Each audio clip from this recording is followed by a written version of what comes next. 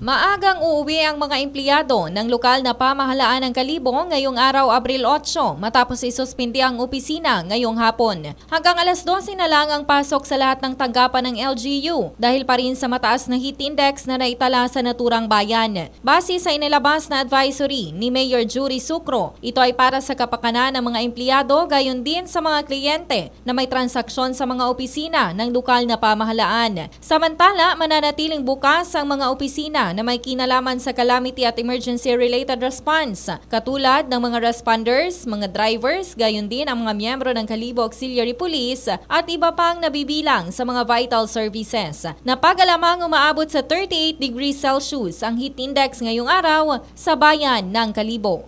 Balita mula dito sa lalawigan ng Aklan, ito si K5 Redjeline Tornino para sa Kampiyon na Balita, Serbisyo Publiko at Kasiyahan sa Kalibo, K5 News FM.